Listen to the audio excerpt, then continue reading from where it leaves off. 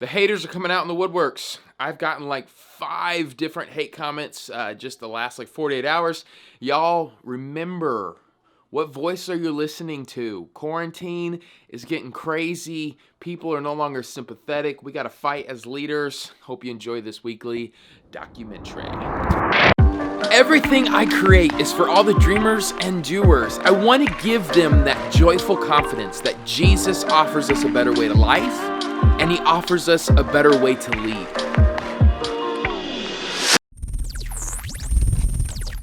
This has leveled the playing field.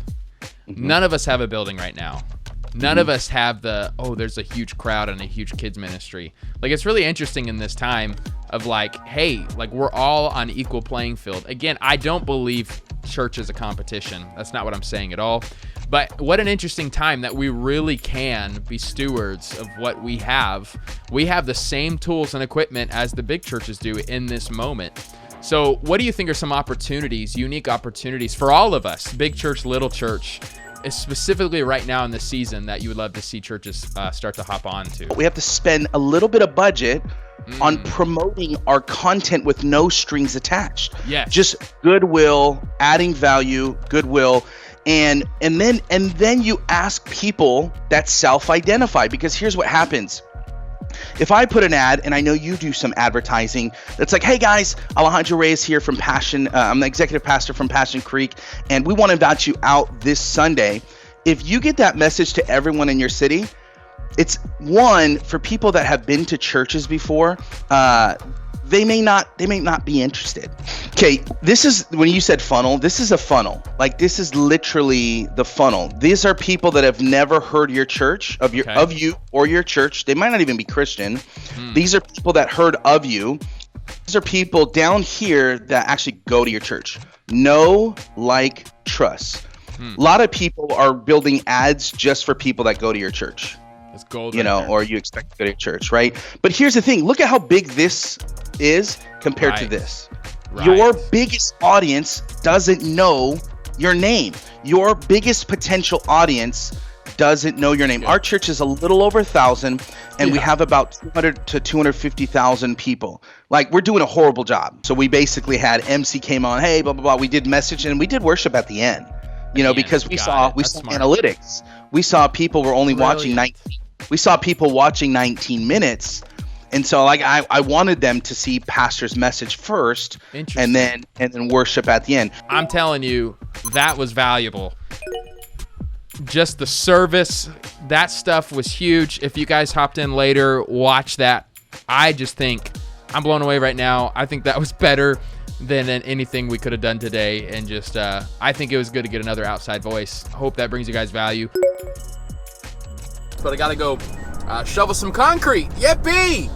I'm thinking a lot about the conversation with Alejandro yesterday. It was like 55 minutes of gold. Everybody in my Value with Video group keeps texting me how valuable that was. So shout out to Alejandro Reyes. One thing I'm trying to think through, what does that Sunday morning look like, differently? A couple things. Tomorrow, we're actually going to film like 9 worship songs.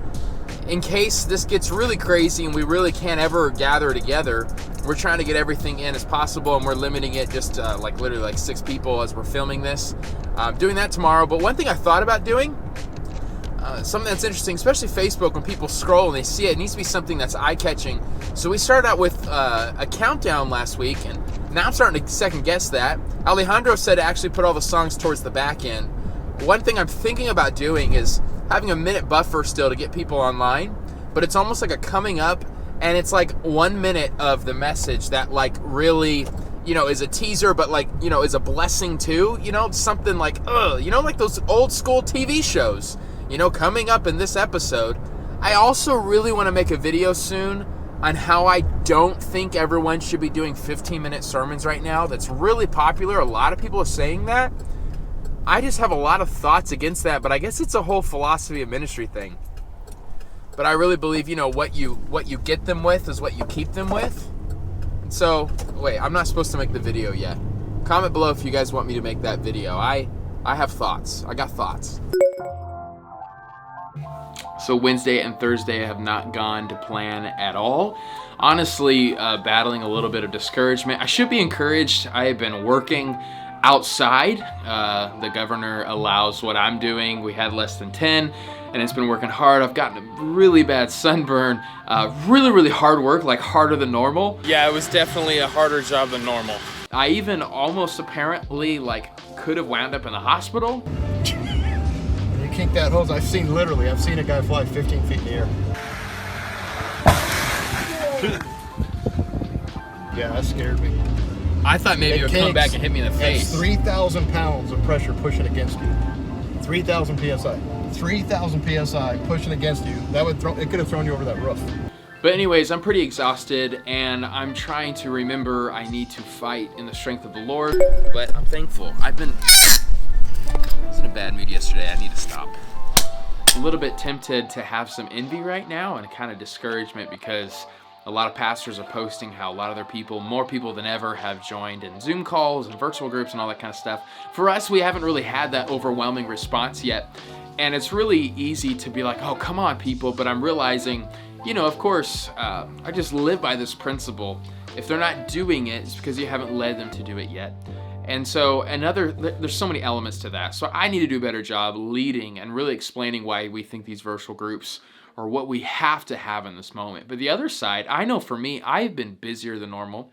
We have some people who are busier than normal. And so it's so helpful to remember that, right? Of course, some people can't make it to certain things, but it doesn't mean that they're willfully against your thing. It's just really helpful to remember that truth, to fight the lies, to fight the discouragement. And so that's what I'm choosing to do right now. I know these weekly documentaries are not about me pouring concrete, but it's my life right now. Can you tell? I got sunburnt pretty bad. You like my shirt? So I wanted to get a bike ride in, get my mind free this morning, and then work on summer prep. It's raining, it's windy, it's cold, but I'm still isolated. Nobody around. Wow, I'm such an Arizonan. It's 45 degrees out. I feel like it's -10. Whew. I love this weather. Just not when I'm biking, but I love this weather. Ooh, just preached my message. I got a comment. Hey, did you see you're in my video last week? All right, see ya. Anyways, I got a message yesterday that was, oh gosh. That was originally I took it offensively, and then I thought it through, did some context digging, and I don't think it was offensive. Well, here is, oh man. Here's the question he asked. Not gonna call him out. Again, I think it was a pretty innocent question.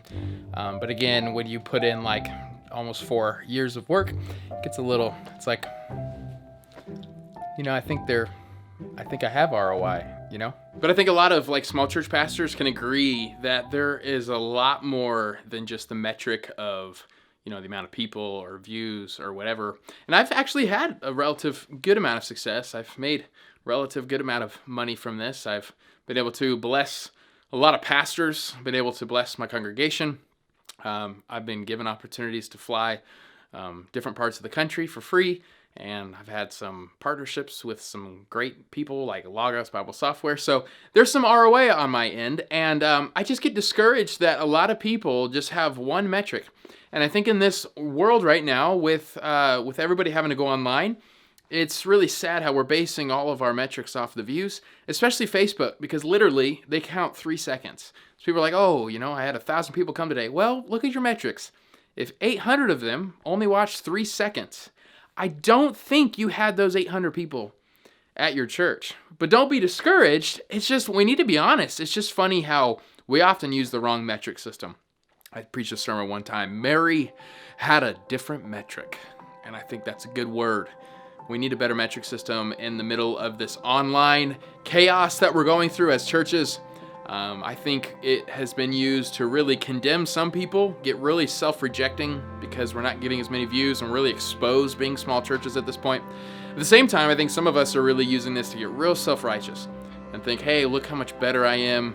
wow, our video is better than that guy's video. We have way more views than that guy. Let's be kingdom players here. Let's care for each other. And let's change the metric system. I have had an incredible ROI. If you're watching this video right now, I value you. You are why I keep doing this. And it's just fun. And I'm honestly doing this for the Lord and for so many future things. But honestly, I'm even just encouraged by what's already happened. Or else I would not be uploading. This is like my 460th video or something. I would have better things to do, but I'm very grateful for this. Let's go Sunday. Come on, Sunday. Saturday's done. Let's go Sunday. And here's the line we're really focusing on today. Stand therefore with truth like a belt around your waist. I want you guys to write this down. Kind of the main idea for today is the truth isn't powerful until it gets personal. Some of us aren't experiencing God supernaturally because we've only interacted with God superficially. What's the specific truth that Jesus was taking personal? This is the best part and we're done, okay? What was Jesus doing for those 40 days, 40 nights? We don't actually know fully because it's not in the text. It just skips all the way up to the 40th day and looks at the temptation. But I was doing some studying, and what is the last thing God tells Jesus, at least according to what we can see? Verse 17 of chapter 3. And a voice from heaven, which of course is God, said, "This is my beloved Son, with whom I am well pleased." Can you just imagine, just for 40 days, 40 nights, fully God, fully man, Jesus was letting that beautiful truth, "This is my beloved Son, with whom I am well pleased." I think he went into quarantine to make sure he got that truth into the depths of his bones. He was fighting. By the time the enemy came, he was fighting not for the love of God, but he was fighting from the love of God. Because he took this truth of God's love for him and fastened it like a belt around his waist.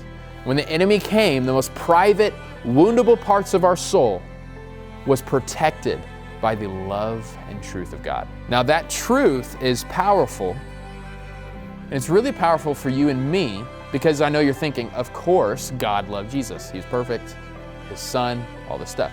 But what's scandalous about the gospel, the whole point of the gospel, the reason Jesus came, died, was buried, and rose again, was so that he can be our substitute. We can look at verse 3, chapter 3, verse 17, and you could put in your name. If you believe in Jesus, put your faith in Jesus and your hope in Jesus. The good news is we can read, "This is my beloved Son," or "This is my beloved daughter, with whom I am well pleased." That truth is very powerful once we make it personal. Man, that gives me goosebumps. Like literally, when we believe in Jesus, we can take that truth as truth, no matter what you've done today, in the past, or in the future, because it has nothing to do with what you've done in Christ. God looks at you right now, if you've believed in him, put your trust in him, and says, "You are my beloved son. You are my beloved daughter. And not only that, but I am pleased with you."